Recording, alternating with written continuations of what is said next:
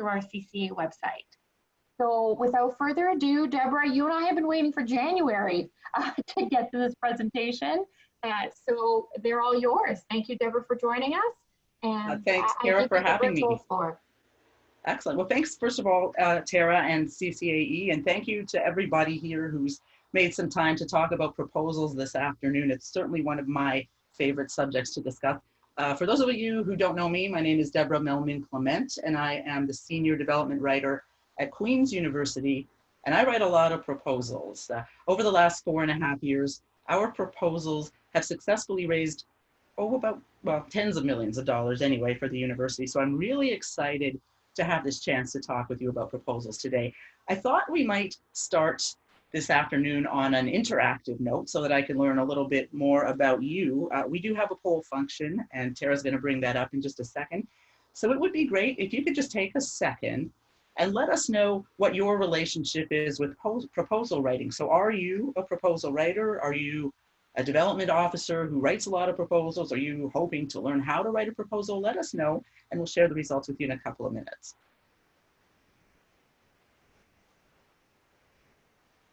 We have about just over half, 75% people who voted. So get that in before we close it. Yeah, sure.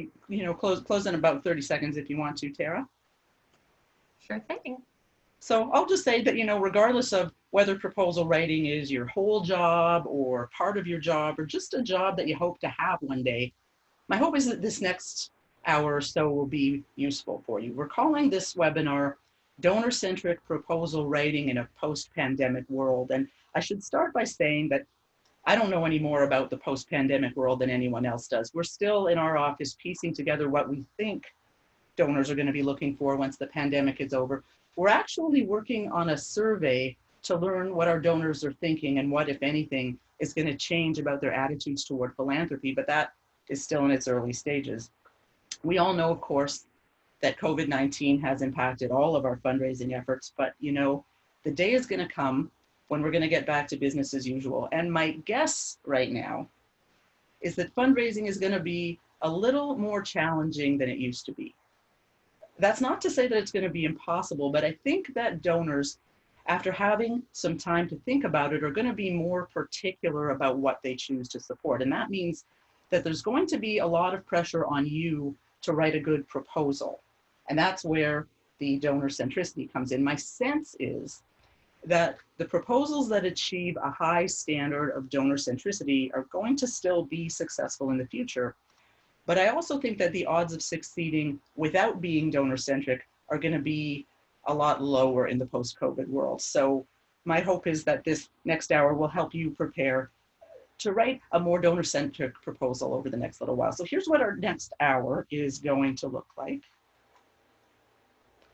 I'm going to master this technology eventually. Oh, Tara, it is not working.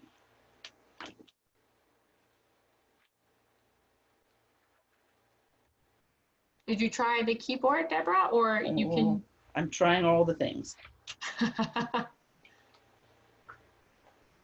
It sometimes works, and here we go. There you go. Perfect. All right. So here's what our next hour is going to look like. So what we're going to do is we're going to start by going over some basic principles to guide you through the writing process. Then we're going to take a look at some questions that you should be asking at the outset of the process. Next, I'm going to share some tips to help make your language a little more donor-centric.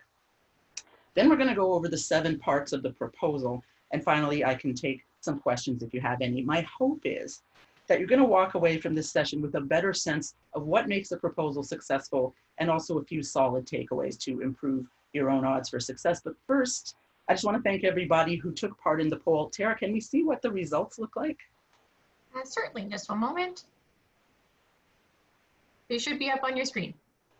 Oh, excellent. So we have a lot of development officers here. That's fantastic. We have a few proposal writers too, and a few who are just looking. So that's great. My hope is that this proves helpful for all of you. Let's get started though with the guiding principles. So these are 4 principles that you can keep in mind throughout the proposal writing process. They should help you focus on what's important and keep your proposal on track to succeed. You know, I would actually go so far as to say that when a proposal doesn't succeed, it's likely because you didn't adhere to one or more of these principles. So let's start with the first guiding principle. Make it about the donor. You know, on my very first day of work at Queen's 4.5 years ago, I had lunch with an old friend who was a development officer in one of our faculties. And the first thing she told me was, Deborah, you have to fix the proposals here. We don't know how to talk to our donors. Every single thing we write, every single one of our proposals is just all about Queens, Queens, Queens. Now you're probably thinking, sure, that's because you work at Queen's, but you know, my friend had a point. A proposal is not about your university. It's tempting to make it about your university because that's what you're fundraising for. But the truth is that a good proposal is less about your university than it is about your donor, which is, of course, what we're talking about when we say donor-centric. So as you gather information to write your proposal, you need to know about your university for sure, and you need to know about the initiative that you're looking to fund. But first and foremost, you need to know about your donor. So who is your donor? What matters to them? If you can't answer those questions, then you're not necessarily ready to write your proposal. Let's take a look at the second guiding principle. Make it personal. So you may have inferred this from the last principle, but it's important, I think, and it bears repeating. A proposal is a personal document. It's not one size fits all. You may like the idea of working with templates. They certainly save a lot of time, but you know, a proposal is in its very nature a time-consuming document. It doesn't work when you cut corners. That's not to say, though, that templating is a bad thing. There are some pieces to the proposal that you can write once and then cut and paste as you need them. And we certainly do a bit of that in our office, and it does save some time, but you know, there's no getting around it. Proposals are personal documents, and that if they're going to be effective, really each one needs to be different. Let's look at the third guiding principle. Make the donor the hero. You've probably heard this one before, and it's by now a bit of a cliche, but that doesn't make it any less important. So what does making the donor the hero actually mean, though? And more importantly, how can you do it? Well, here's what the research is telling us. Donors want to make an impact. They want to change the world. It's no longer a question of, oh, I'll just write a check to the unrestricted fund and you do whatever you want with it. I mean, sure, some people are still doing that, but more and more philanthropists are telling us that they want to positively impact the world. And some of the information that's coming out now is telling us that this desire is going to be even stronger in the post-COVID-19 world. You know, people are using this time to indulge in important thinking. They're thinking about their legacy. They want to make their mark on the world, and they want to do it through their philanthropy. And, you know, we were already heading in this direction before the pandemic. You know, if you think about the philanthropic leaders of the world, Bill Gates, Warren Buffett, Michael Bloomberg, they've been talking about impact for a while now. And I think that the rest of the world is catching up with them. But, you know, I honestly don't even think this is a trend anymore. It's more like a new reality. So can you envision a heroic role for your donor? Can you envision the impact that they can make on the world? Well, if you can't do that, you're probably not ready to write. Let's look at our final guiding principle. Don't be needy. You know, it's very tempting to focus on need, and it's very easy to, because most tempting things also happen to be easy. But, you know, the data is very clear that donors are not interested in fixing broken things. That's not the heroic role that they want to play.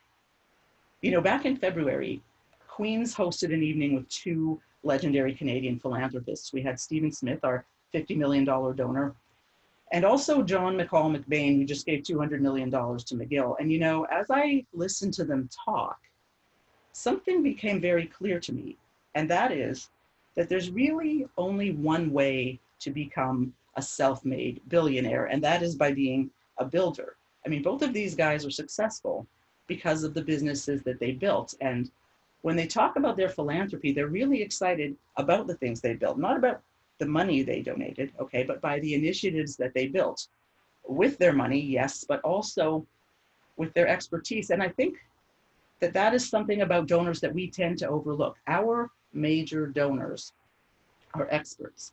They're experts in building businesses, they're experts in running businesses, they're experts in doing all of the things that lead to successful outcomes. And they want to use their expertise to make an impact on the world. So these are the opportunities that your donors are looking for. So instead of focusing on our need, instead of focusing on what's old or wrong or broken, we need to focus on the opportunity to give our donors what they want, the opportunity to play the role of the hero and build something spectacular and make an impact on the world. So just recapping for a second, these are the guiding principles behind a really good proposal. And when we go through the actual elements of the proposal a little later on, you'll see how we bring them to life. But first, I want to take a look at some questions that we need to ask to make sure that we get all the information we need to write a really good proposal. So I always like to say that as a writer, you're only as good as the questions you ask. And I think that's especially true if you're a proposal writer. The key to a successful proposal is to present the initiative you're looking to fund in a way that makes it seem tailor-made for the donor. And now, in order to do this, we have to ask two types of questions. So we have questions about the donor, and we have questions about the initiative. So let's start with the donor questions. Now, I should say that some of these may seem a little basic, but you'd be surprised at how often they don't get asked. So let's start with the first one. Who's going to be reading the proposal? This one is definitely basic, right? It's the donor. Well, yes, it is the donor, but sometimes there's a little more to it than that. Maybe the donor's spouse is going to be reading it too. Maybe the donor's going to share it with the rest of their family. Maybe the donor has a foundation and all the proposals have to be vetted by their board. You might have to make some adjustments based on the answer to this question. Maybe the foundation has some guidelines that you need to consider. Maybe the spouse has some preferences that you need to know about. We have this one donor at Queens who made a lot of money in the energy sector, but his wife was a social worker for 35 years. So we decided to pitch a big mental health project to them, and they agreed to fund it. Now, we might not have done that if we didn't know that his wife was also going to be reading the proposal. Let's take a look at another question here. What's the donor's relationship with your university? Again, another basic question, right? But there are lots of possible answers here. So maybe the donor is an alumnus, maybe they're a previous donor, maybe they have a history of volunteering with the university, maybe they come from a family with a long legacy. Make sure you get as much detail here as you can, because this is going to play an important role in the story you tell. Let's look at the next donor question. This one is a little less basic, and it kind of cuts to the core of who the donor is. What are they passionate about? Well, let's start with the philanthropic passions, because a lot of philanthropists like to focus their giving on one specific area. So what area does your prospect focus on? What have they supported at your university in the past? What other causes do they like? Do they give to their local hospital? Do they sit on the board of a national charity? Of course, we need to look for passions in other places too, not just their philanthropy. So how do they make their money? What business are they in? What other businesses do they like to invest in? Are they religious? What are the values that they live by? What are the values that they talk about? You just need to make sure that you know as much about your donor as you can. Okay, so then the next set of questions are about the initiative that you're looking to fund. And if you're working with a case for support, you should be able to find most of these answers there. If you're not lucky enough to be working from a case, then you'll have to find them on your own. So the first of these questions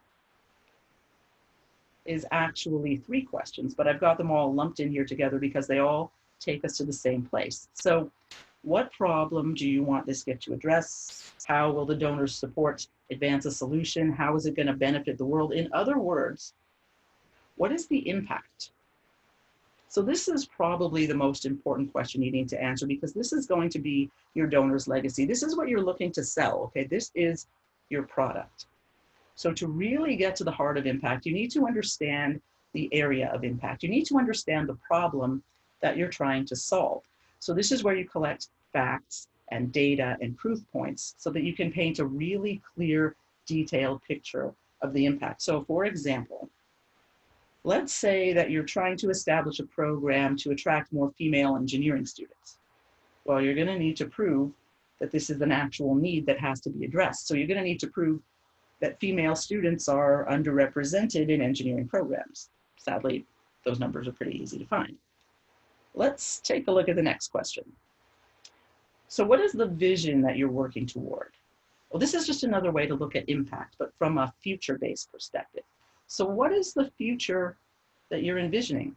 The answer to this question should be inspiring. So a world without Alzheimer's disease, a world where family income isn't a barrier to higher education. You need to think big and be ambitious here, because the bigger and the more ambitious and the more inspiring your vision is, the better off you're going to be, because you'll be offering your donor the opportunity to make a bigger impact, and that is what they really want. Let's look at the next question. What is your deliverable? So your deliverable is how you're going to solve the problem. It's also, not coincidentally, the thing you're asking for money for. So it might be a chair or a program or a building or a piece of equipment. The important thing is to think about your deliverable as the way to get to impact. And this is important, and we're going to talk about it more a little bit later. But in the meantime, let's look at another question. Why you? So why your university? Why not somewhere else? What do you offer that no one else does? Remember, you're probably competing with other institutions for your prospects' attention. For example, I can tell you, we have at Queen's University an absolutely phenomenal cancer research center, and their work is just amazing, but fundraising for them is often a challenge. Why? Well, because even though there are a lot of families out there whose lives are impacted by cancer, we are in competition with other cancer research institutes, yes, but also with hospitals and clinics that provide direct cancer care, including, most likely, the ones that have treated our donors' family members. So what do we offer that those other organizations don't? It's a hard question to ask, but the good news is that there's always an answer. You just have to work to find it. And let's look at our last centering question. Why now? So why is this the ideal time to launch your initiative? Why not last year or 5 years ago? Why not next year or 5 years from now? What is going on right now, either in your university or in a particular field of study or in the world in general, that makes this a timely investment? Again, there's always an answer to this question. So now that you have the answers, it's time to connect the dots between your university and your donor.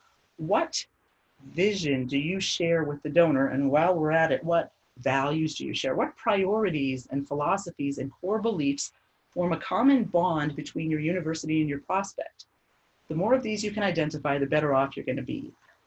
Okay, so those are the questions. I'm just about to start taking you through the proposal outline, but what I want to do first is I want to talk to you just a little bit about donor-centric language. You know, we've been hearing a lot about donor-centric language for a while now, and I'm going to show you what that looks like. But I'm going to start by showing you what it doesn't look like. So take a second and read this piece right here. So raise your hand if you've ever written something like this before. I can't see you raising your hands, and you can't see me either, but I am totally raising my hand right now. I have done this, okay? I've written things like this in the past. I don't do it anymore, but I have done it before. So what's going on in this paragraph? Is it donor-centric? Well, no, it's not donor-centric. So what is it? Well, let's analyze it for a second, okay? So what is the subject of that first sentence? Who is one of Canada's top research universities? Who is on the brink of making great discoveries in many fields of scientific inquiry? Well, it's Queen's. Like my friend said, it's all about Queen's, Queen's, Queen's. And what's Ms. Jones's role in all of this? Well, her generosity is going to determine the contributions that Queen's can make. So what's enticing Ms. Jones to give here? Why should she care? What's in it for her? Unfortunately, the answer is not very much.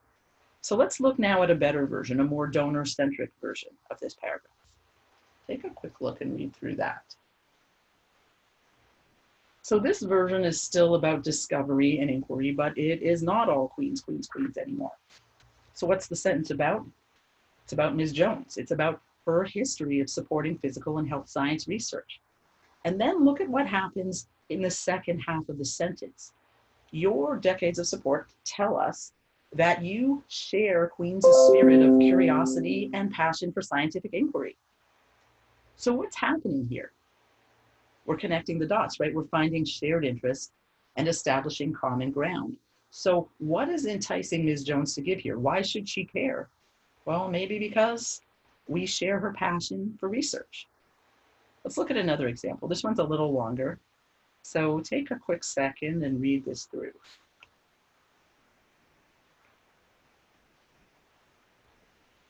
Okay, so what's going on here? Well, again, it is all about queens, queens, queens, queens. Our arena is too old. We want to win a championship. We want your money. You know, one thing we know is the donors don't really like being thought of as ATMs. They want more from us, and this copy does not deliver more. Another problem is that we're coming off as needy here, which violates our guiding principle number 4, don't be needy.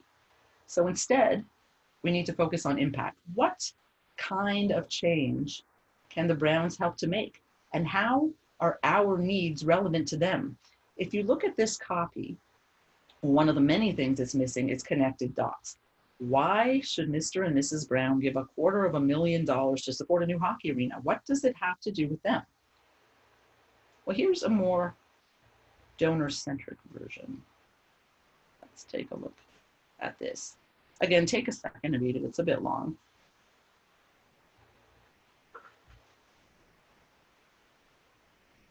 So this is a different approach, isn't it? The dots are connected here. We've illustrated the impact and connected it to the Browns. We know that Mr. and Mrs. Brown care about Queens hockey. They're part of a community. The gift serves the community. It all makes perfect sense. Okay, so we've talked about some guiding principles. We've gone through a list of questions that you can ask before you sit down to write, and we've looked at how the actual writing can improve once you apply some of the guiding principles. Well, what we're going to do now is we're going to put it together a bit more and look at the proposal itself. Okay, so these are the 7 parts of the proposal.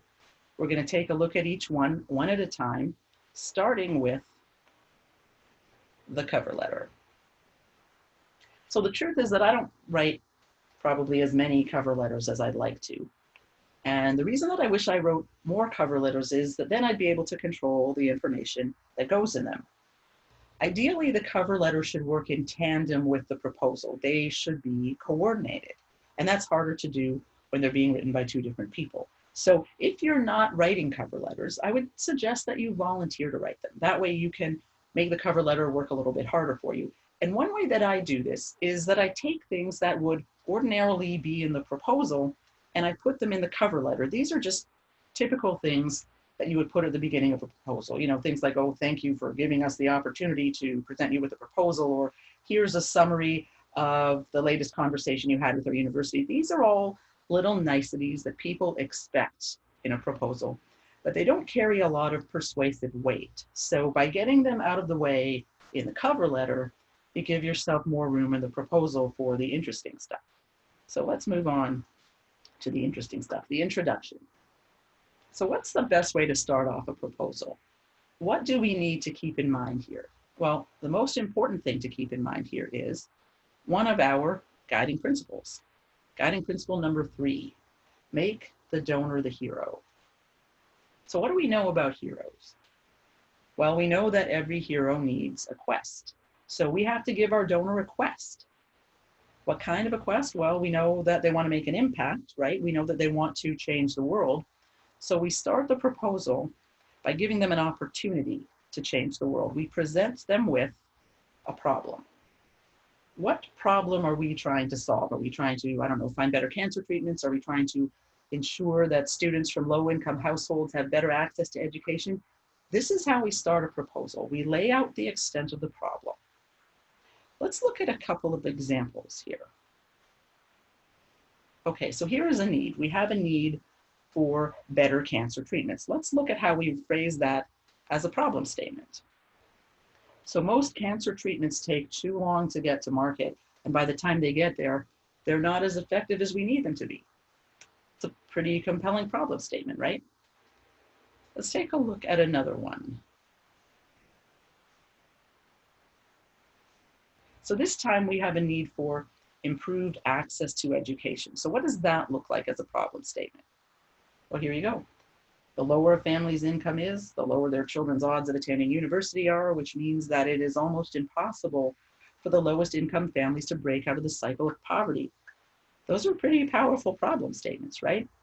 We need to make it clear what the problem is, and you can bolster it with statistics and proof points if you can find them. Illustrate it with charts and infographics if you're lucky enough to have a great designer on your team. But I would say, though, that this section shouldn't be more than a page. You just want to paint a clear, crisp, compelling picture of the problem so that you can move on to the next step, which is the hero. Okay, so this is a critical part of the proposal because this is where we start making it about the donor. This is where we connect the donor to the issue, where we connect the hero with the quest.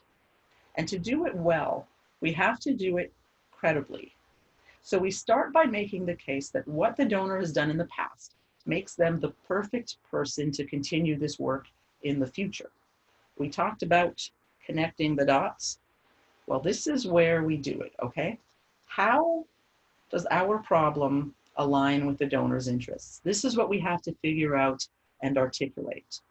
So the goal with this section is that by the time the donor's finished reading it, they should understand that this proposal is in full alignment with their interests and their values, and that they alone are in a position to help alleviate the problem that we outlined in the introduction. So you know what, let's bring this to life with a little example. Let's say that your university is trying to launch an artist in residence program, and from your research, you know that your donor has given a lot of money to a major art museum in his hometown, and not only that, his entire family has sat on the museum's board of directors for the last 10 years. Well, what you could do here is you could use the first section, the introduction section, to introduce the problem of how hard it is for fine arts graduates to start their careers. And then you could use this section, the hero section, to discuss the donor's credentials as an art expert and position them as the hero who can solve the problem. Make sense? There's another thing that I sometimes like to do in this section, and that is that I sometimes like to add in a little preview of the ask.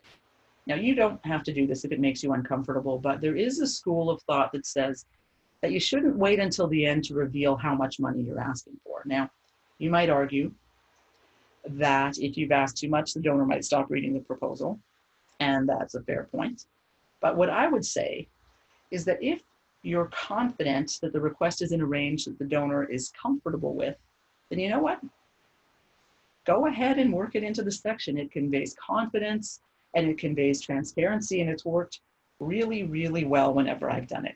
So let's move on to the next section, which is the initiative. This is a big section and it's important because it's going to tell the donor exactly how they can help to solve the problem that you outlined in the introduction.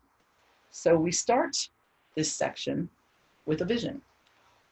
What is the ideal future that you envision? So we covered this a little bit in our centering questions already. So if you've prepped yourself properly, you'll be ready to articulate your vision here. So this is the part of the proposal where you can really put your creative skills to work. You can really paint a graphic word picture of your beautiful vision for the future. So going back to our example of the Artist in Residence program, what kind of vision could you articulate around that? Well, what's the purpose of the program? Maybe it's to ensure that a new generation of artists can make its way confidently in the world. So you can craft a vision about art lovers 100 years or 200 years from now visiting the top art museums in New York and London and Paris and being inspired by world-renowned works of art created by our art students. Take a look at this vision.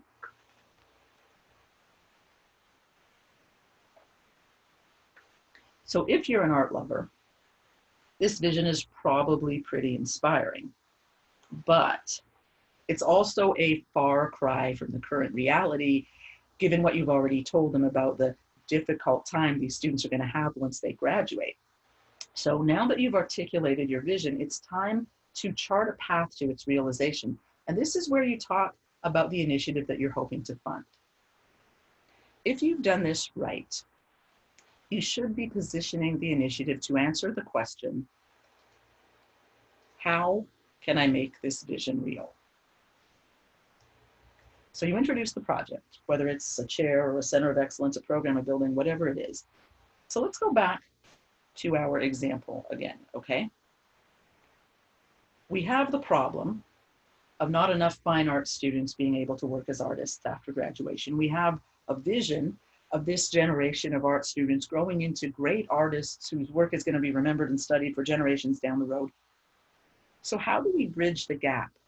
How do we make this vision real? How do we go from our current reality to the new reality that we've envisioned?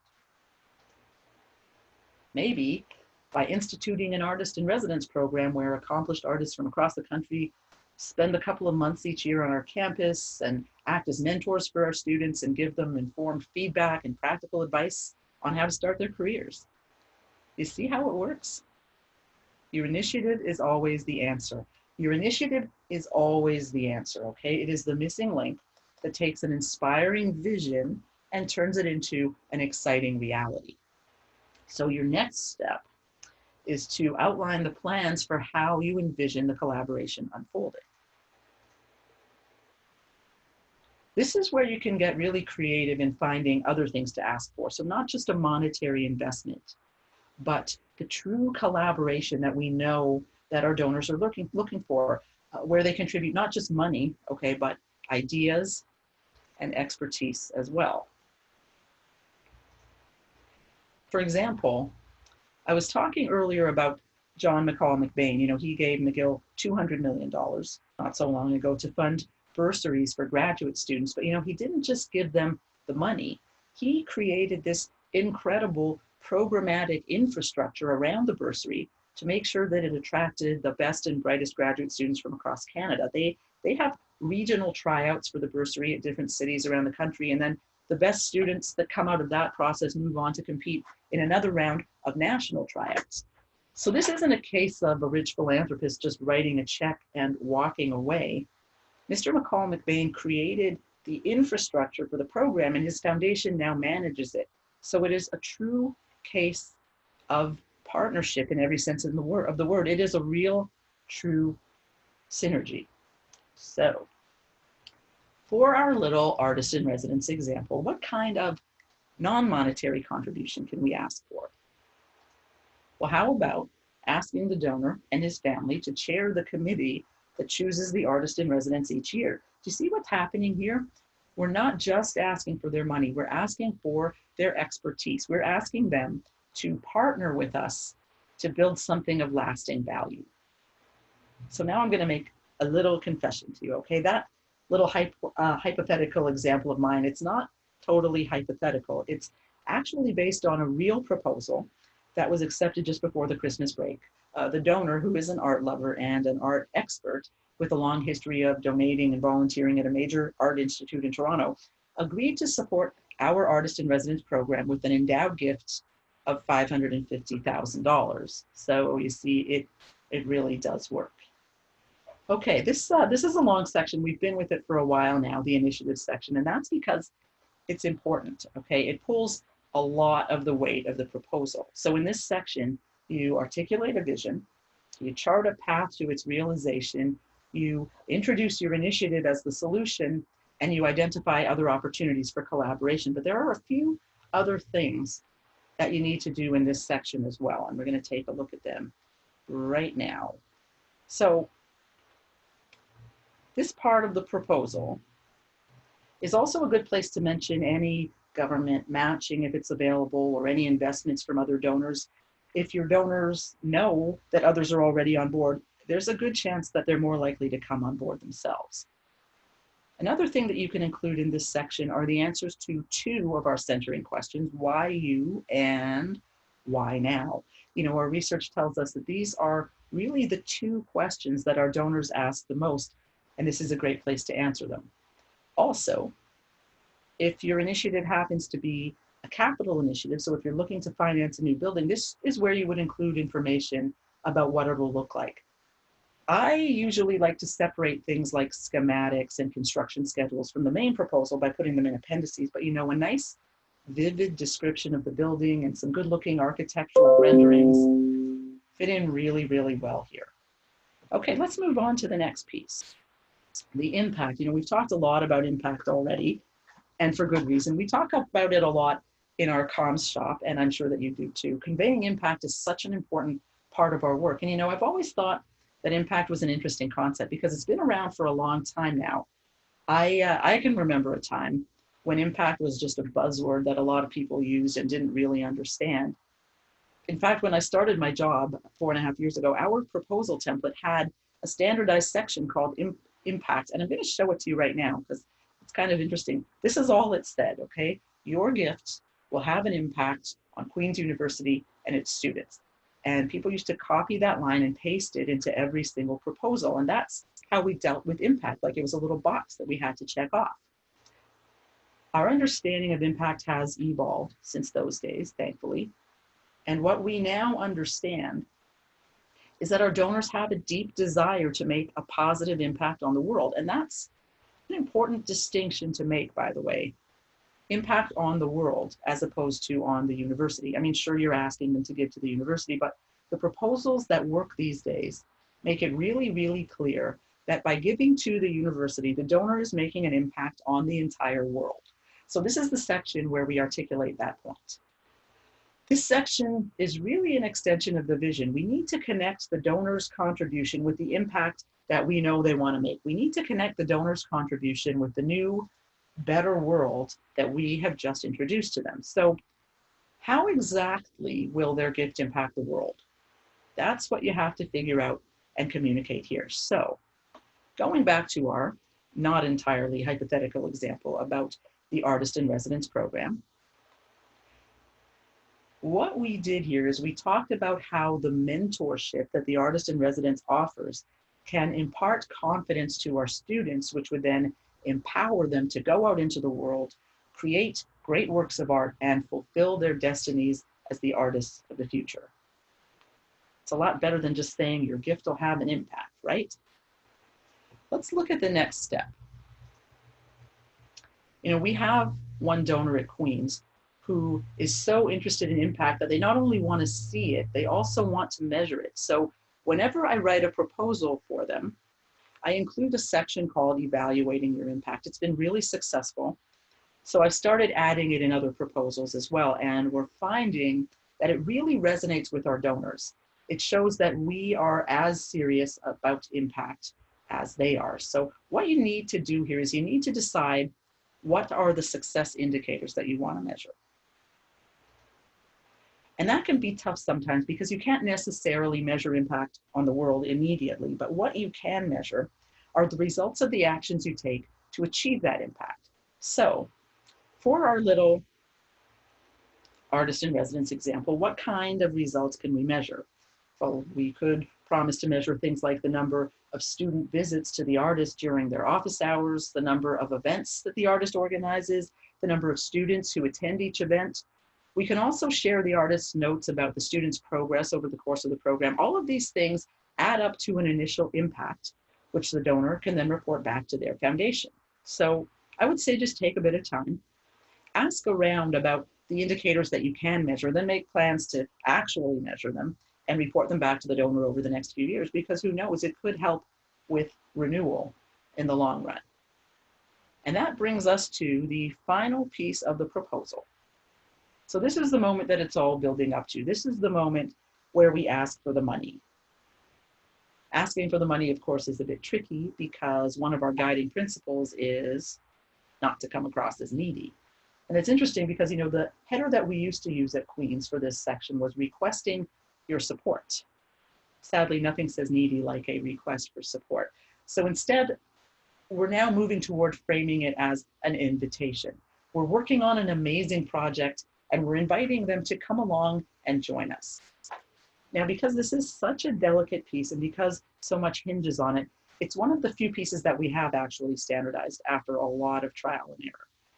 So what I'm going to do now is I'm going to show you our template and give you some insight into how it works. Take a little look at this. So as you can see, the tone is a bit formal, which is okay because this is a formal document. But aside from the formality, what else do you notice about the tone? It's upbeat, right? We're not begging for help. We're presenting an opportunity to invest. So we fill in the first blank with a quick line summing up the impact, because remember, it's not an investment in your university, it's an investment in the impact. So if we go back to the artist in residence example, this first line would read, I am pleased to present you with this opportunity to invest in the future of visual art.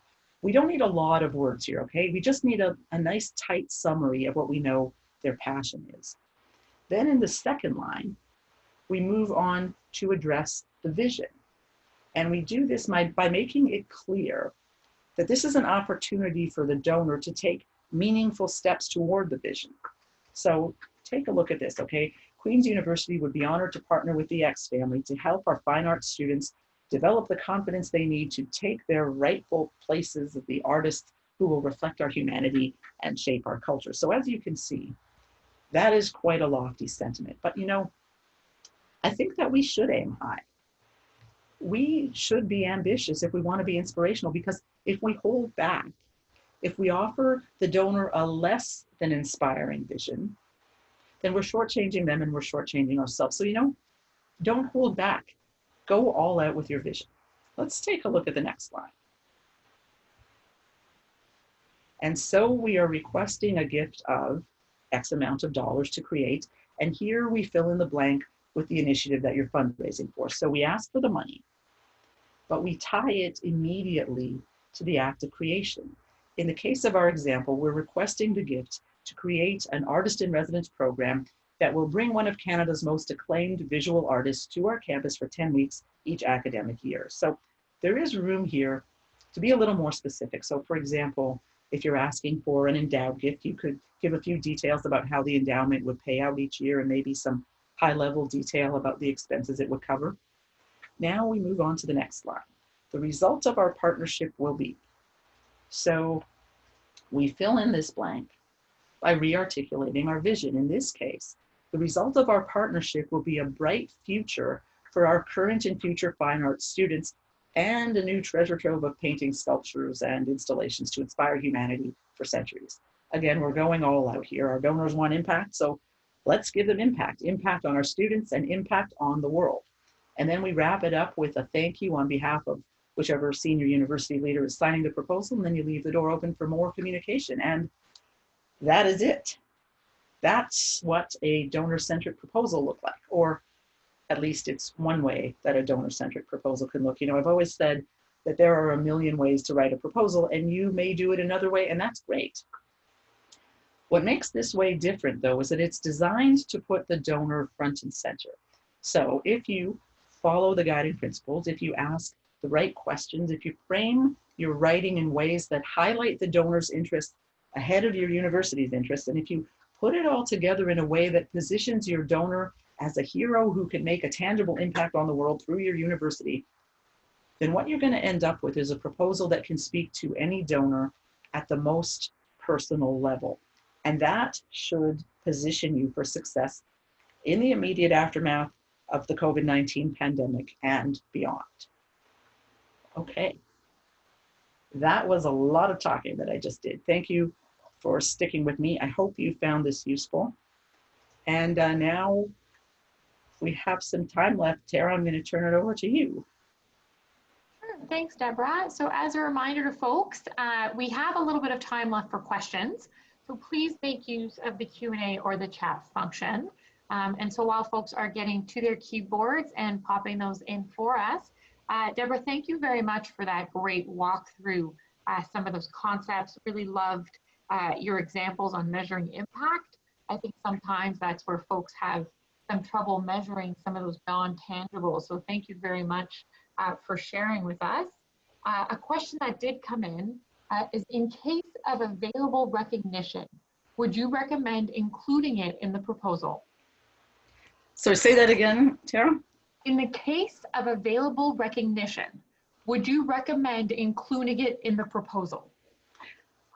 I would say that you can base that decision based on what you know about your donor. If your donor really likes recognition, then yes. If you know that the donor doesn't, though, you can hold back. And that's one of those pieces. You know, we've had donors where we've known in advance that they were open to certain options. So we placed certain options in the proposal for availability. You can do that kind of toward the end of the proposal. That's a good catch. But if you know that they're not into that, then that's one of the things that you can leave to the side. But yes, certainly make that decision on a case-by-case basis. Wonderful, thank you. And Deborah, it wasn't mentioned, but do you have a recommended length that a proposal should stick around? I'd like to keep things at about 1,000 words, but it can again vary given on, it can vary depending on the material. You know, I always like to say nothing is too long if it reads really well, but you do like to be concise. You know, I like to keep each section to a page if I can, but there are times when it's not possible. So about 1,000 words. If you have the opportunity to include things like graphics and graphs and photos, then that's going to obviously make the proposal longer in terms of pages. And I think that's okay too. As long as you're providing value, then it's okay to have length, but the writing should be as tight as possible. So 1,000 words per section, and then overall in terms. Oh, no, 1,000 words overall. I wouldn't go 1,000 words overall. There you go. Wonderful. And so another question that has come up, do you include appendix material, for example, lists of board members and such, in the proposal itself? Depending, yeah, I actually like to make use of appendices, because what I do for appendices, for things that will bog down the proposal, you just separate them from the main narrative by popping them in an appendix. So, you know, for example, as I mentioned, when we do a capital project, you know, it's nice to have the timeline, the construction timeline. It's nice to have the artist renderings, or the schematics. But if you put them in the proposal, it just makes it hard to read. So anything, even, you know, a list of board members, if it's worthwhile, yes. But again, it's a good idea to separate anything cumbersome, separate it from the main narrative by popping it into an appendix at the end. Wonderful, thank you. So just, we have a few more moments in, so just waiting for folks if there's any additional questions. So at the same time, Deborah, thank you very much. This webinar is being recorded and will be available for playback on demand by contacting CCAE through our website or via email, so we'll be able to send it to you. Deborah, as well, are you open if folks have some questions that come up after? Yeah, feel free to reach out to me through the CCAE. That'll be fantastic. Perfect. So right under the wire, we have one last question, if you don't mind. And so it reads, what do you see as the ideal role of a written proposal when the donor requests an in-person presentation?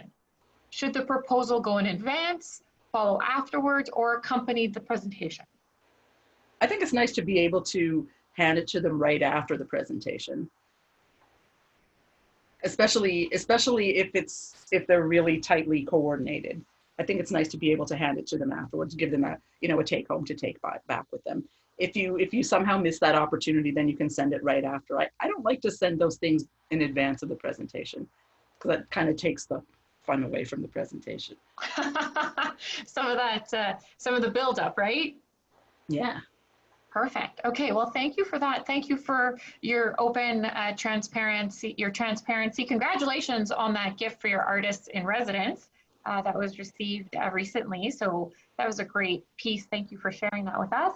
I would like to thank everybody for being with us today. If there are any other questions, please feel free to pop that in under the wire and we can get those out to the presenter to field offline. I wish you all a wonderful afternoon. Stay healthy, stay safe, and we will see you again when we bring back the e-learning calendar in a couple of weeks. So thank you all again. Deborah, thank you very much, and we'll talk to each other soon. Bye-bye.